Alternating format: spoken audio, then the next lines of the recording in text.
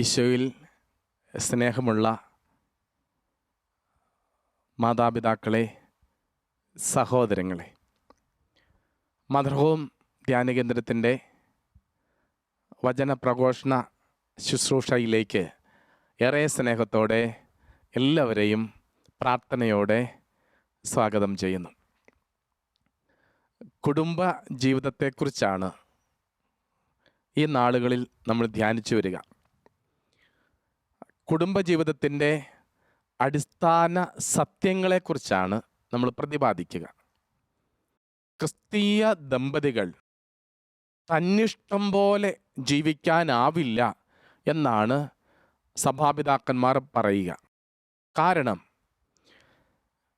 മിശിഹായുടെ നിയമവും തിരുസഭയുടെ നടപടിയുമനുസരിച്ച് സ്വതന്ത്രമായ മനസ്സോടും പൂർണ്ണമായ സമ്മതത്തോടും കൂടി വിവാഹിതരായ ദമ്പതികൾ കത്തോലിക്ക സഭയുടെ പൊതു സ്വത്താണ്. പിന്നെ ആ കുടുംബം സഭയുടെ സ്വത്താണ്. അതുകൊണ്ട് എല്ലാ കുടുംബങ്ങളും സഭയുടെ പൊതു സ്വത്താണ്. അതുകൊണ്ട് തന്നെ വിവാഹ ജീവിതത്തിലേക്ക്, കുടുംബ ജീവിതത്തിലേക്ക് പ്രവേശിക്കുന്ന വ്യക്തിക്ക് അടിസ്ഥാനപരമായി ഉണ്ടായിരിക്കേണ്ട നാലാമത്തെ ഗുണമാണ് സാമ്പത്തിക ഭദ്രത, എക്കണോമിക്കൽ സ്റ്റെബിലിറ്റി. സാമ്പത്തിക ഭദ്രത എന്ന് പറയുമ്പോൾ വിവാഹിതരാകുന്ന ഒരു പുരുഷൻ തൻ്റെ ഭാര്യയെയും മക്കളെയും സാമാന്യ രീതിയിൽ നയിക്കാൻ പോരുന്ന വരുമാന മാർഗം ഉണ്ടാകണം എന്നാണ് അതിൻ്റെ സാരം. ഇവിടെ നമ്മൾ ശ്രദ്ധിക്കുകയും ചിന്തിക്കുകയും ചെയ്യേണ്ട ഏതാനും കാര്യങ്ങളുണ്ട്. ഒന്ന്, സഭ, കത്തോലിക്ക സഭ നമ്മളെ പഠിപ്പിച്ച തുടർന്നും പഠിപ്പിച്ചുകൊണ്ടിരിക്കുന്ന ഒരു കാര്യം സ്വത്തിൻ്റെ അവകാശത്തെക്കുറിച്ചാണ്. സ്വത്ത് രണ്ട് തരമാണ്: പൈതൃക സ്വത്ത്, അതുപോലെ തന്നെ ആർജിത സ്വത്ത്. ഒരു കുടുംബത്തിന് ലഭിച്ചിരിക്കുന്ന പാരമ്പര്യ സ്വത്തിൽ മക്കൾക്കെല്ലാവർക്കും തുല്യ അവകാശമാണ്. അതുകൊണ്ട് ഒരു കുടുംബത്തിലുള്ള ഒരു പെൺകുട്ടി വിവാഹിതയായി മറ്റൊരു ഭവനത്തിലേക്ക് പോകുമ്പോഴും ആ ഭവനത്തിൽ തുടർന്ന് മരണം വരെ അവൾ ജീവിക്കുമ്പോഴും നിശ്ചയമായും ഈ കുടുംബത്തിൽ അവൾക്കുള്ള സ്വത്തിൻ്റെ ഓഹരി, പൈതൃക സ്വത്തിൻ്റെ ഓഹരി അവൾക്ക് കൊടുത്തുവിടണം. അത് അവളുടെ അവകാശമാണ്. അതാരും വ്യക്തിപരമായി കൊടുക്കുന്ന ദാനമല്ല, അവളുടെ അവകാശമാണ്. അതേസമയം ആർജിത സ്വത്തും മക്കൾക്ക് ഒരർത്ഥത്തിൽ അവകാശപ്പെട്ടത് തന്നെയാണ്. കാരണം ഒരു കുടുംബനാഥൻ കഠിനാധ്വാനം ചെയ്ത് സ്വരൂപിക്കുന്ന സ്വത്ത്, അതിൻ്റെ ഉപരി നന്മ മക്കൾക്ക് നന്മയാണ്, മക്കൾക്ക് പങ്കുവെച്ചു കൊടുക്കുക എന്ന് തന്നെയാണ്. എൻ്റെ പ്രിയപ്പെട്ടവരെ, അങ്ങനെയെങ്കിൽ അതിന് മറുവശം എന്താ? വിവാഹത്തിലേക്ക് പ്രവേശിക്കുന്ന ഏതൊരു വ്യക്തിയും തൻ്റെ ഭാര്യയെയും മക്കളെയും മുമ്പോട്ട് നയിക്കാൻ പോരുന്ന വരുമാന മാർഗമുള്ള വ്യക്തി ആയിരിക്കണം. ഇല്ലാത്ത വ്യക്തി ഒരു കാരണവശാലും വിവാഹത്തിലേക്ക് പ്രവേശിക്കരുത്.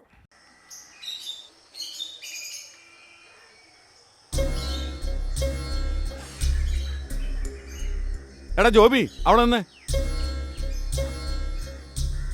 എടാ അവിടെ നിന്നേ. ആ, ജെയിംസ് ആണോ? എനിക്ക് മനസ്സിലായില്ല. ഞാൻ നിന്നെ ഒന്ന് കാണാനിരിക്കായിരുന്നു. ഓ, അതിനെന്താ? പിന്നെ ജാൻസി സുഖമായിരിക്കുന്നോ? ഞാനത് പറയാൻ തന്നെയാ. ജെയിംസ് ഏട്ടാ, നിങ്ങളുടെ ഭാഗ്യ ആ ബന്ധം. ഭാഗ്യം? അവൻ എന്താ പണി? ഓസ്ട്രേലിയയിലായിരുന്നു. പൂത്ത കാശുണ്ടെന്നേ. നീ ഓരോന്ന് പറഞ്ഞ് ഞങ്ങളെ ചതിക്കായിരുന്നു അല്ലേ?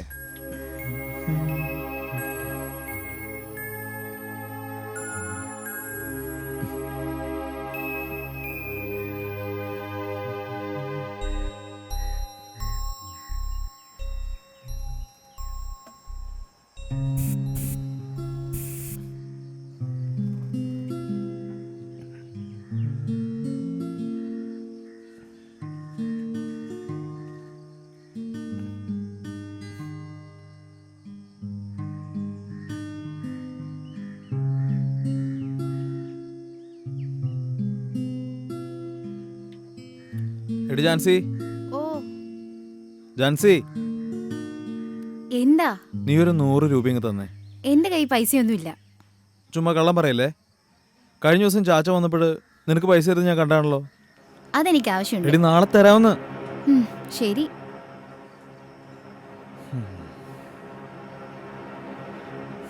നാളെ ഇവിടെ നിന്ന് കൊടുക്കാവോ? കുറെ പൈസ ഉണ്ടാക്കണം, എന്നിട്ട് രാജാവായി ജീവിക്കണം.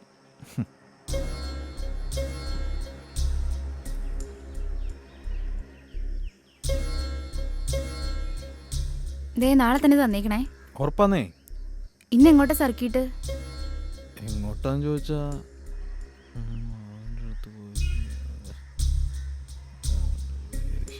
നിങ്ങൾ എന്തേ പുറപുറുക്കുന്നേ? കുറെ പേരെ കാണാനുണ്ടെന്നേ. എന്നത്തിനാ? അല്ല, ഒരുപാട് ആവശ്യമുണ്ട്. അതെനിക്ക് മനസ്സിലായി. അല്ല, നമ്മുടെ കല്യാണത്തിന് അച്ഛൻ പ്രസംഗത്തിന് പറഞ്ഞ ഓർക്കുന്നുണ്ടോ? ഓ, കല്യാണത്തിന്റെ ഓർക്കുന്നില്ല, പിന്നെ പ്രസംഗം. ആവശ്യ നേരത്തെ സഹായിക്കാൻ നിരവധി ആത്മാർത്ഥ സുഹൃത്തുക്കളെ കിട്ടും എന്ന് പറഞ്ഞില്ലായിരുന്നു? അതിന് ഞാനൊന്ന് പോയി നോട്ടെ, ആരെങ്കിലും കിട്ടുമെന്ന്. അതിനിപ്പോ ഇവിടെ എന്താ അത്യാവശ്യം? എനിക്ക് കുറച്ച് പൈസക്ക് അത്യാവശ്യമുണ്ട്. ഞാനൊന്ന് ചോദിച്ചു നോട്ടെ. എന്നാ ഞാനങ്ങോട്ട്. ഓ, ആയിക്കോട്ടെ. അയ്യോ, അവൻ പോയോ? അരി സാധനങ്ങൾ മേടിക്കണം. ഓ, മകന്റെ അടുത്ത് കെട്ടണക്കിന് പൈസ ഇരിക്കല്ലേ? ഉണ്ടായിരുന്നടി, ഇഷ്ടം പോലെ ഉണ്ടായിരുന്നു.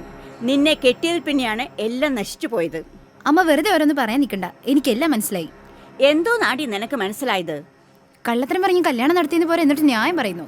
അവര് പാലാക്കാരാ, പഴയ തറവാട്ടുകാരാ. ജോബി, നീ പറയുന്നൊക്കെ കൊള്ളാം, എന്നാലും എന്നാലുമില്ല. ജെയിംസ് ഏട്ടന് സ്വപ്നത്തിൽ കാണാൻ കിട്ടാത്ത ബന്ധമല്ലത്. എല്ലാം നമ്മുടെ ജാൻസിയുടെ ഭാഗ്യ. ചെറുക്കൻ എന്താ പണിയെന്നാ പറഞ്ഞത്? അവൻ ഓസ്ട്രേലിയയിലല്ലേ, അതും ബിസിനസ്. അതെ, എനിക്ക് ഒറ്റ മോളാ. അതിന്റെ മനസ്സ് വിഷമിക്കരുത് എന്നാണ് എൻ്റെ ആഗ്രഹം. ജെയിംസ് ഏട്ടൻ എന്നെ പരിപൂർണമായിട്ട് വിശ്വസിക്കാം. ചെറുക്കന് അമ്മ മാത്രമേ ഉള്ളൂ. പെങ്ങന്മാരൊക്കെ കെട്ടിച്ചു. ഇനിയുള്ളതെല്ലാം ചെറുക്കനാ. അവർക്ക് വല്ല ഡിമാൻഡ് ഉണ്ടോ? ചെറുക്കൻ്റെ താഴെയുള്ള എന്നെ കെട്ടിച്ചത് 10 ലക്ഷം കൊടുത്താ.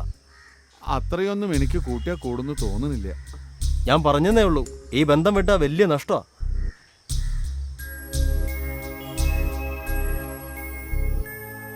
ഞാനെന്തായാലും നമ്മൾ ഉറപ്പിക്കാൻ ചെല്ലാന്ന് പറയാൻ പോവാ.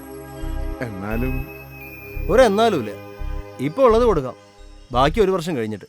ഉള്ളതെല്ലാം വിറ്റ് പെറുക്കേണ്ടി വരും.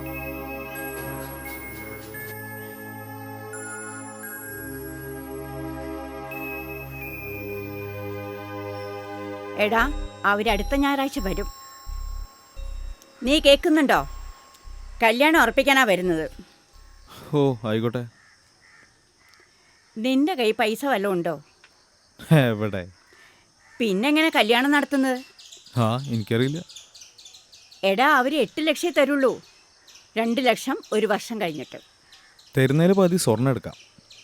പിന്നെ പുറകിൽ ഒരു ബാത്റൂം ഉണ്ടാക്കണം. അതിലും വലിയ ആവശ്യം ബാങ്കിലെ ലോൺ. 1 ലക്ഷം അടച്ചാൽ തൽക്കാലം ഒന്ന് പിടിച്ചേക്കാം. കല്യാണ ചെലവ് വളരെ ചുരുക്കി വേണം ചെയ്യാൻ. പുതിയൊരു കട്ടിലും ബെഡും മേടിക്കണം. മനസ്സമ്മതം കഴിയട്ടെ, അപ്പോൾ പൈസ കിട്ടൂലോ. എന്നിട്ട് മേടിക്കാം.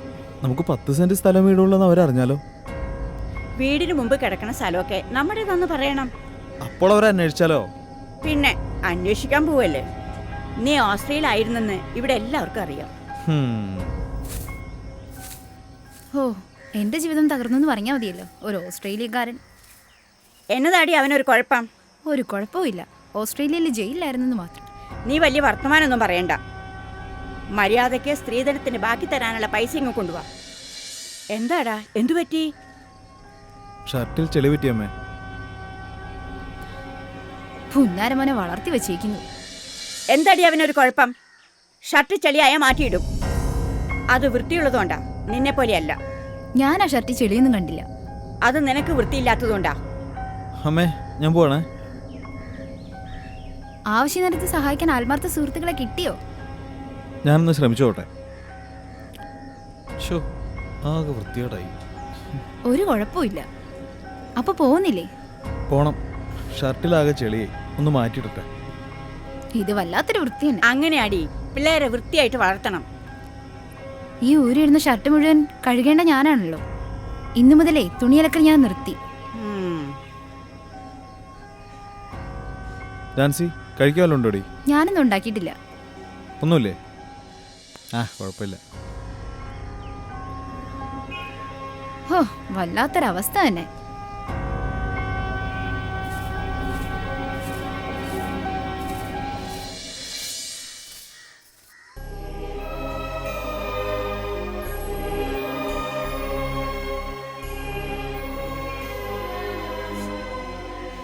അമ്മേ, അമ്മയുടെ കയ്യിൽ കാശ് വല്ല ഇരിപ്പുണ്ടോ? എന്റെ എവിടെ നാടാ?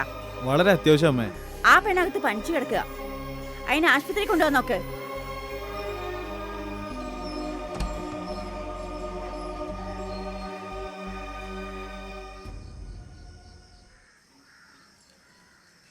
ജാൻസി, എനിക്കൊരു 500 രൂപ തരൂ. എന്തിനാ? എനിക്കൊരു ഷർട്ട് മേടിക്കണം. കൂട്ടുകാരൻ്റെ പെങ്ങളെ കല്യാണം മറ്റന്നാൾ. 100 രൂപ ഉണ്ടായിരുന്നേ ഞാൻ മരുന്നിന് പോയേനെ. ആർക്കും എൻ്റെ കാര്യത്തിൽ ഒരു ശ്രദ്ധയില്ല. ഒരു ഷർട്ടില്ലാതെ എങ്ങനെ കല്യാണത്തിന് പോവാ?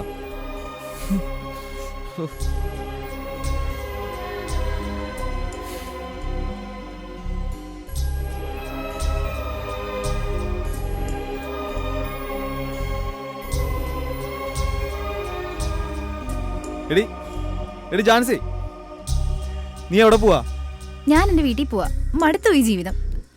എന്തായാലും വീട്ടിൽ പോവല്ലേ, ബാക്കിയുള്ള സ്ത്രീധന കാശ് കൂടി മേടിച്ചുകൊണ്ട് വന്നാ മതി. അച്ചോ, എപ്പോഴും എപ്പോഴും സ്തുതിയായിരിക്കും. അച്ചോ, ഇരിക്കച്ചോ. മോൾ എങ്ങോട്ടാ? യാത്ര പോവാൻ നിൽക്കാണോ? ഞാൻ എൻ്റെ വീട്ടിൽ പോവാച്ചാ. എന്നാ വരുന്നേ? ഞാൻ ഇങ്ങോട്ടിനി വരുന്നില്ല. അതെന്താ? മടുത്തു വെച്ച ജീവിതം. കല്യാണം കഴിഞ്ഞിട്ട് 1 വർഷം പോലും ആയില്ല. അതിനു മുൻപോ? എന്താ മോളെ പ്രശ്നം? പരിഹരിക്കാൻ പറ്റാത്ത ഒരു പ്രശ്നവുമില്ല ദൈവസന്നിധി. അത് മോള് പറ, എന്താ പറ്റിയത്? നിങ്ങൾ രണ്ടാളും അകത്തേക്കൊന്ന് പോയിക്കേ.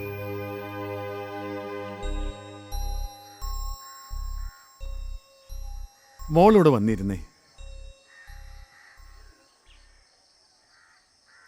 ഇനി പറ, എന്നതാ കൊച്ചിന് പറ്റിയത്?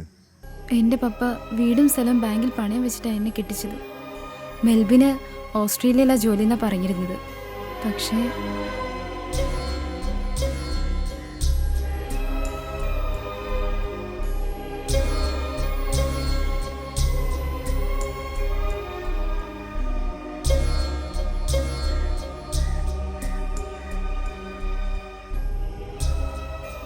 അച്ഛൻ പറ, ഞാൻ എന്താ ചെയ്യണ്ടേ? വീടിൻ്റെ മുമ്പിലത്തെ സ്ഥലം ഇവരുടേതാണെന്നാ പറഞ്ഞിരുന്നത്. 10 സെന്റ് സ്ഥലവും വീടും ഉണ്ട്. അതാണേ കടത്തിലും.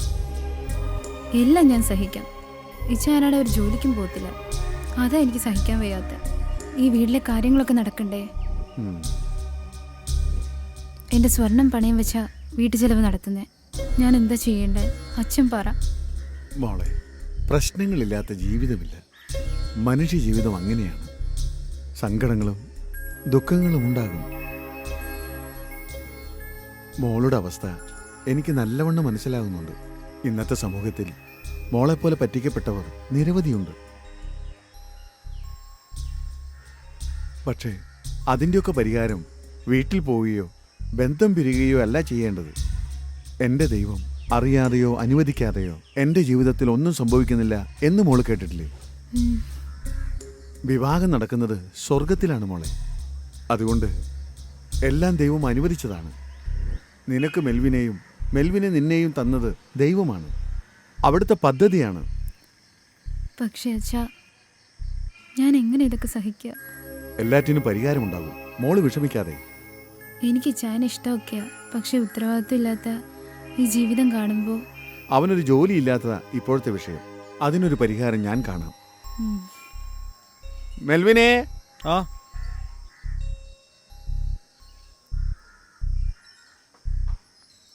മെൽവിനെ, കല്യാണം കഴിഞ്ഞാ പിന്നെ ഭാര്യയുടെ കാര്യം നോക്കേണ്ടത് ആരാ? ഭർത്താവ്. അതിന് എൻ്റെ കയ്യിൽ പൈസ ഒന്നുമില്ല അച്ചോ. അതിന് ജോലിക്ക് പോകണം. ഓസ്ട്രേലിയയിലൊക്കെ പോയി ഞാൻ ഇവിടുത്തെ ജോലിക്കൊക്കെ പോവാന്ന് പറഞ്ഞാ. ഓസ്ട്രേലിയയിലെ വിശേഷമെല്ലാം ജാൻസി പറഞ്ഞു. എന്തായാലും അടുത്ത മാസം മുതൽ നീ സ്കൂളിലേക്ക് വാ. ഒരു ജോലി ഞാൻ ശരിയാക്കി തരാം. എന്ത് ജോലി അച്ഛാ? ക്ലർക്കിന്റെ ആണോ? അല്ല, പിയൂൺ. പ്യൂണോ? 10ാം ക്ലാസ് വരെ പഠിച്ച നിനക്ക് വേറെ എന്ത് ജോലിയാ ഞാൻ തരിക? എന്നാലും ഒരെന്നാലും ഇല്ല. എല്ലാ ജോലിക്കും അതിൻ്റെതായ മഹത്വമുണ്ട്. നിന്റെ ഭാര്യയ്ക്ക് വിവരമുണ്ട്. ജാൻസി, നീയും ജോലിക്ക് പോണം.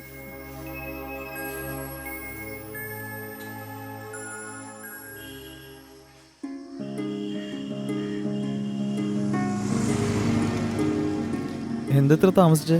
ബസ് കിട്ടിയില്ല. ആ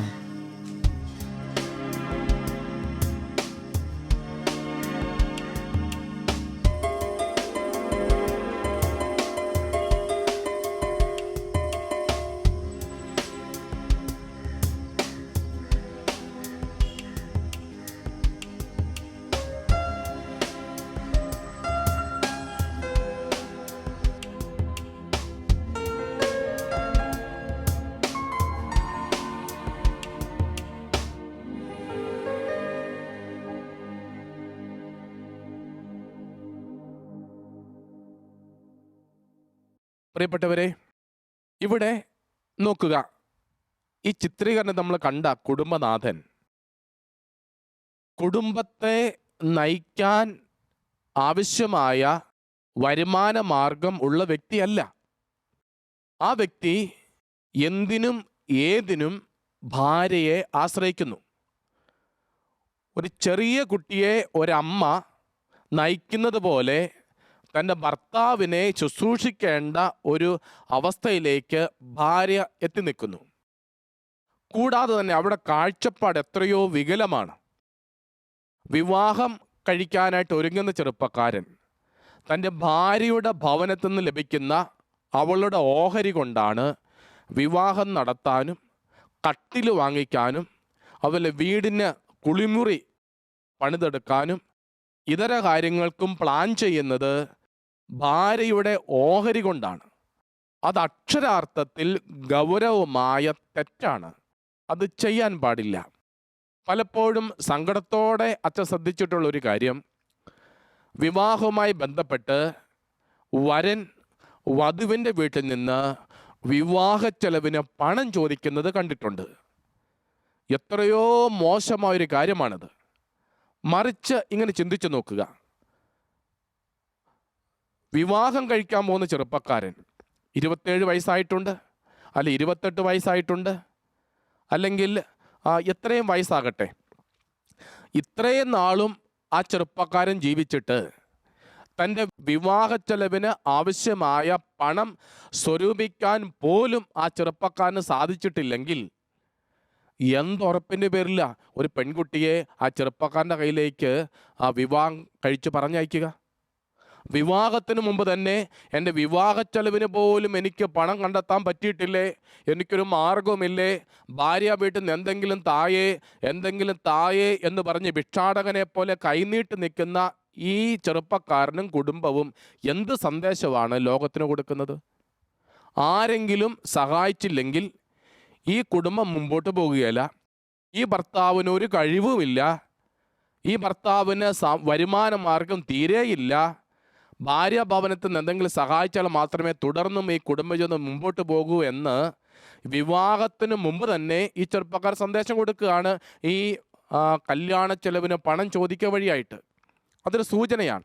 അച്ഛനും പറഞ്ഞു വയ്ക്കുക, ഈ മേഖലകളിൽ ഒത്തിരിയേറെ അസമത്വങ്ങളും ഈ മേഖലയിൽ ഒത്തിരിയേറെ തെറ്റുകളും പീഡനങ്ങൾ സംഭവിക്കുന്നുണ്ട്. നമുക്കറിയാം, സ്ത്രീധനവുമായി ബന്ധപ്പെട്ട് ഒരു പെൺകുട്ടിയോട് സ്ത്രീധനം ചോദിക്കുക എന്ന് പറഞ്ഞാൽ അത് ക്രിമിനൽ നടപടിയാണ്, അത് പാടില്ലാത്തതാണ്.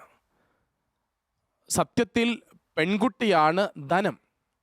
എത്ര പണമുണ്ടായാലും കുടുംബജീവിതത്തിൻ്റെ മൂല്യങ്ങളും കടമകളും സംഭവിക്കുന്നില്ലെങ്കിൽ പണമുണ്ടായിട്ട് എന്ത് കാര്യം?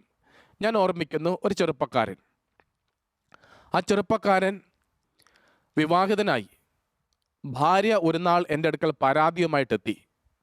ആ ഭാര്യ എന്നോട് പറഞ്ഞു, അച്ഛാ, ഒത്തിരി സങ്കടമുണ്ട് അച്ഛാ, എൻ്റെ ഭർത്താവ് ഒരു ജോലിയും ചെയ്യില്ല, ഒരു ജോലിയും ചെയ്യാൻ താല്പര്യവുമില്ല. നമ്മൾ മുമ്പ് കണ്ട ആ കഥാപാത്രത്തെ പോലെ തന്നെ ഒരു ജോലിയും ചെയ്യില്ല, ജോലി ചെയ്യാനൊരു താല്പര്യവുമില്ല. എന്നിട്ട് എൻ്റെ പുറകെ നടക്കുവച്ച ഒരു 50 രൂപ തരുവോ, ഒരു 100 രൂപ തരുവോ, ഒരു 50 രൂപ തരുവോ, വീട്ടിൽ നിന്ന് നിനക്ക് തന്നിട്ടുണ്ടല്ലോ, നിൻ്റെ കയ്യിൽ പണമുണ്ടല്ലോ എന്ന് പറഞ്ഞ് ശല്യം സഹിക്കാതെ വരുമ്പോൾ ഞാൻ എന്തെങ്കിലും കൊടുക്കും. അതുമായി പോകും, പുറത്തേക്ക് പോകും. കൂട്ടുകാരോടൊത്ത് ആ പൈസ ദൂർത്തടിക്കും. ചിലപ്പോൾ ചീട്ട് കളിച്ച് കളയും. രാത്രിയിൽ കയറി വരും, കിടന്നുറങ്ങും. പിറ്റേയും രാവിലെ എന്നോട് ഇങ്ങനെ ചോദിക്കും, മടുത്തച്ഛ, അതുകൊണ്ട് ആരെയും പേടിയില്ല, എല്ലാത്തിനും മടിയാ. അച്ഛൻ വിളിച്ചൊന്ന് ഉപദേശിച്ചാൽ ഒരു പക്ഷേ വ്യത്യാസമുണ്ടാവും. അച്ഛനാണല്ലോ ഞങ്ങളുടെ വിവാഹം നടത്തിയത്. പ്രിയപ്പെട്ടവരെ, ഞാൻ ആ ചെറുപ്പക്കാരനെ വിളിച്ചു. ഒരു കാര്യം സംസാരിക്കാനായിട്ട് എൻ്റെ അടുക്കൽ എത്തണം എന്ന് ഓർമ്മപ്പെടുത്തി. ചെറുപ്പക്കാരൻ എത്തിച്ചേർന്നു. മിടുക്കനായ ചെറുപ്പക്കാരനാണ്. കഞ്ഞി വിഴിഞ്ഞ് വളരെ മനോഹരമായി വടി പോലെ തേച്ചൊതുക്കിയ മുണ്ട് ഷർട്ടും ധരിച്ച് സ്ഥലത്തുള്ള ഒരു കലക്ടറുടെ ഭാവഭേദം ഒക്കെ ബോഡി ലാംഗ്വേജിലും ഡ്രസ്സിലൊക്കെ കരുതി വെച്ചിട്ട് ഈ ചെറുപ്പക്കാരൻ്റെ വരവ് ആരെയും ഞെട്ടിക്കും. ഇടിവാള് പോലെ എൻ്റെ മുമ്പിൽ വന്നു നിന്നു.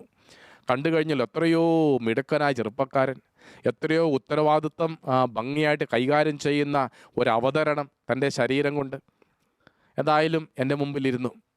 ഞാൻ ഉപദേശം തുടങ്ങി. ഭാര്യ പറഞ്ഞ കാര്യങ്ങൾ ഓരോന്ന് കൂട്ടിയതുകൊണ്ട് ഞാൻ ഓരോന്ന് ആ ചെറുപ്പക്കാരനോട് ചോദിക്കാൻ തുടങ്ങി. ഞാൻ ഈ ഓരോ കാര്യങ്ങൾ പറയുമ്പോഴും ആ ചെറുപ്പക്കാരൻ ഊവേ ഊവേ ഊവേ എന്ന് പറഞ്ഞ് വളരെ ആദരവോടെ അതൊക്കെ കേൾക്കുക. ഞാൻ മനസ്സുകൊണ്ട് വിചാരിച്ചു, ദൈവമേ, ഇത്രമാത്രം എളിമയുള്ള ചെറുപ്പക്കാരനെക്കുറിച്ചാണ് അവളിങ്ങനെ പറഞ്ഞത്, ഇതൊക്കെ സത്യമാണോ ആവോ? വീണ്ടും ഞാൻ ഉപദേശം കൊടുക്കുമ്പോൾ വളരെ സ്നേഹത്തോടും ഭവ്യതയോടും അനുസരണയോടും കൂടി അതെല്ലാം ഊവേ ഊവേ എന്ന് പറഞ്ഞ് കേൾക്കുക. കുറച്ച് കഴിഞ്ഞപ്പോൾ ആ ചെറുപ്പക്കാരൻ എന്നോട് ചോദിച്ചു, തീർന്നോ? ഭാവം മാറുന്നു. അപ്പം ഞാൻ പറഞ്ഞു, തീർന്നു. അപ്പോൾ ആ ചെറുപ്പക്കാരൻ ചില ചോദ്യങ്ങൾ എന്നോട് ചോദിക്കാൻ തുടങ്ങി. എനിക്ക് ചിലത് അച്ഛനോട് ചോദിക്കാനുണ്ട്. ഞാൻ പറഞ്ഞു, ചോദിച്ചു. ഞങ്ങളുടെ വിവാഹം ആരാണ് നടത്തിയത്? ഞാൻ പറഞ്ഞു, ഞാൻ തന്നെയാണ്. ആണല്ലോ? ഞാൻ പറഞ്ഞു, അതെ. അങ്ങനെയെങ്കിൽ ആ വിവാഹത്തിൻ്റെ അവസാനത്തെ ആശീർവാദ പ്രാർത്ഥന എന്നതായിരുന്നു? മാതാവേ, ഞാൻ ആലോചിച്ചു. വിവാഹത്തിൻ്റെ അവസാനത്തെ ആശീർവാദ പ്രാർത്ഥന എനിക്ക് കിട്ടി. ആവശ്യ നേരത്തെ സഹായിക്കാൻ നിരവധി ആത്മാർത്ഥ സുഹൃത്തുക്കളെ ദൈവം നിനക്ക് പ്രദാനം ചെയ്യട്ടെ എന്ന്. അങ്ങനെയായിരുന്നല്ലോ? അതെ. എന്നിട്ട് എന്തിയേ എന്നോട് ചോദിച്ചു. എന്നിട്ട് അവരൊക്കെ എന്തിയേ? ഞാനൊന്നും വേണ്ടിയില്ല. ഞാൻ പറഞ്ഞു, കുഞ്ഞ് നീ പൊയ്ക്കോ, ഞാൻ നിനക്ക് വേണ്ടി പ്രാർത്ഥിച്ചോളാം. മറ്റെന്താ പറയേണ്ടത്? കുടുംബജീവിതം നയിക്കാൻ നിശ്ചയമായിട്ടും നിർണയിച്ചു വെച്ചിരിക്കുന്ന ഗുണഗണങ്ങളിൽ ഒന്നാണ് സാമ്പത്തികമായ ഭദ്രത. അതുകൊണ്ട് തന്നെ ഭാര്യ വരുമ്പോൾ ഇത്രയും സാമ്പത്തികമായ നിലയിൽ അവൾ വരണം എന്ന് നിശ്ചയം വെക്കുന്ന ഒരു ഭർത്താവിന് അതിനേക്കാൾ കൂടുതൽ വരുമാന മാർഗം ഉണ്ടാവണം. 10 ലക്ഷം രൂപ കൊണ്ടുവരുന്ന ഭാര്യ, അവിടെ ഷെയർ ഭാഗം 10 ലക്ഷം രൂപയാണെങ്കിൽ ഒപ്പം തന്നെയോ അല്ല അതിനേക്കാൾ അധികം പണവോ ഭർത്താവാകാൻ പോകുന്ന വ്യക്തിക്ക് സ്വന്തമായിട്ടുണ്ടാവണം. എൻ്റെ അപ്പച്ചനുണ്ട്, എൻ്റെ അമ്മയ്ക്കുണ്ട്, തറവാട്ട് സ്വത്ത് കിടപ്പുണ്ട്, ഇത്രയും എൻ്റേതാണ് എന്നുള്ള വാക്കുകൾ ഒന്നും പോരാ. മറിച്ച് അവൻ്റേതായ മാർഗത്തിൽ സ്വന്തമായിട്ട് ഒരു കുടുംബത്തെ നയിക്കാൻ പോരുന്ന വരുമാന മാർഗം ഉണ്ടാകണം. ഈ മേഖലയിലാണ് ഒത്തിരി കുടുംബ ബന്ധങ്ങൾ തകരുന്നത്. അതുകൊണ്ട് പണമല്ല സ്വത്ത്, പങ്കാളിയാണ് സ്വത്ത് എന്ന് തിരിച്ചറിവുണ്ടാവണം. രണ്ടാമതായിട്ട് വിവാഹ ജീവിതത്തിലേക്ക് പ്രവേശിക്കുന്ന ഏതൊരു വ്യക്തിക്കും കുടുംബത്തെ സാമാന്യ രീതിയിൽ നയിക്കാൻ പോരുന്ന വരുമാന മാർഗം ഉണ്ടാവണം. ഇല്ലാത്ത വ്യക്തി വിവാഹത്തിലേക്ക് പ്രവേശിക്കരുത്. അത് കൃഷിയാവാം, അല്ലെങ്കിൽ മറ്റിതര ബിസിനസ്സുകളാവാം, ഉദ്യോഗമാകാം, എന്തുവാവട്ടെ, അത് നിശ്ചയമായും കുടുംബജീവിതത്തിൻ്റെ അടിസ്ഥാന സത്യമാണ്. കുടുംബജീവിതത്തിൻ്റെ സാമ്പത്തിക മേഖലയുമായി ബന്ധപ്പെട്ട് തകർന്നു പോയിട്ടുള്ള കുടുംബങ്ങളെ എല്ലാം നമുക്കൊരു നിമിഷം കർത്താവിന് പക്കൽ സമർപ്പിക്കാം. പ്രിയപ്പെട്ടവരെ, ജാഗ്രതയോടെ നമ്മൾ ഉണ്ടാവണം. കാരണം കുടുംബങ്ങൾ ശിഥിലമായാൽ സമൂഹം ശിഥിലമാകും. കുടുംബങ്ങളിൽ മൂല്യബോധമില്ലാതെ വന്നാൽ സമൂഹത്തിൽ അത് പ്രതിഫലിക്കും. കുടുംബജീവിതത്തിൽ കഠിനാധ്വാന സമർപ്പണവും ഇല്ലാതെ വന്നാൽ അത് സമൂഹ ജീവിതത്തെ അത് ബാധിക്കും.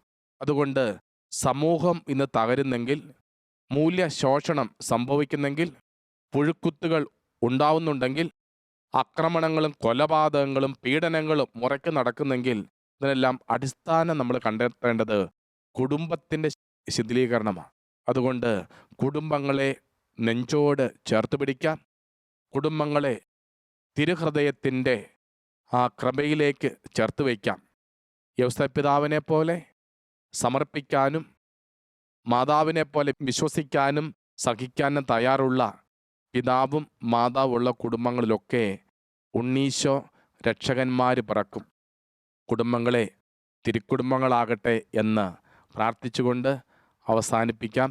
ദൈവം നമ്മുടെ കുടുംബങ്ങളെ അനുഗ്രഹിക്കട്ടെ. കണ്ണൂർ ജില്ലയിൽ പരിയാരം മെഡിക്കൽ കോളേജിന്റെ സമീപത്തുള്ള മദർ ഹോമിലേക്ക് പ്രാർത്ഥനാ നിർഭരമായ സ്വാഗതം. എല്ലാ 2-ാം ശനിയാഴ്ചയും ഏകദിന ധ്യാനവും രോഗശാന്തി ശുശ്രൂഷയും ഉണ്ടായിരിക്കുന്നതാണ്.